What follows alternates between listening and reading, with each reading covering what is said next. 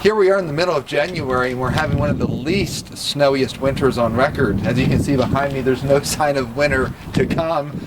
But what's causing all this, and what's the forecast for the rest of the winter? Let's go into the Weather Center and find out. Indeed, snowfall is well below average across West Virginia, especially here across Pocahontas County, Davis, West Virginia. 20 inches behind average, 10 to 15 inches behind average across much of the state. We've only picked up a couple of inches. As a matter of fact, because of the warm weather, we are in the top third, the third warmest January on record in Beckley, and the top three for the least snowiest winter up to this particular date, January 10th. Now, the reason for it, first of all, we have this very strong influx of moisture from the Pacific. The Pacific pattern is really dominating this winter. California is making the headlines. Lots of rain, flooding, mudslides, several feet of snow in the Sierra. When you have a very strong Pacific jet stream that floods much of the mid-Atlantic with very warm weather, which is typical in the La Nina pattern. Now, at times in the La Nina, you can get the jet stream shift a little bit farther north, and the hose of moisture comes into the Pacific Northwest. This winter so far, it's been directed all the way across the Pacific into California, and then we are seeing the effects of that with some very mild temperatures and some wet conditions. Typical La Nina pattern.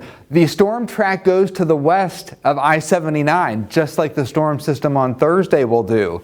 That puts West Virginia, much of our area, in a warmer pattern and a wet pattern, so a very enhanced La Nina pattern. And you've heard this term probably too on the news, national news, atmospheric river. What is that? That is essentially an influx of moisture along the jet stream axis focused from Japan all the way into the U.S. So multiple storm systems riding this jet stream and pushing west to east. That's why California has not seen a break in the action.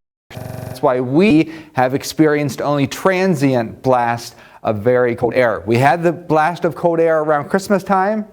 Well, and then we warmed up appreciably, and since then the cold air has been absent. Anytime we have an atmospheric river, which is multiple storms coming into the western U.S., is when we typically see a very mild pattern. So for the rest of the winter, I do believe that winter will return here. Around the very end of January, we'll get a little bit of snow and a cold blast as a ridge of high pressure builds across the west. That will send colder air from Alaska. I do think that the La Nina pattern will kick back in February, so we'll see more storms enter the Pacific Northwest and California. We will stay on the mild side, and then we will return back to winter in March, but the overall seasonal snowfall will be below average. This is a triple dip La Nina. This is the third time in a row we've seen a La Nina, and typically in the third of a triple dip, you have below average snowfall here in southern West Virginia.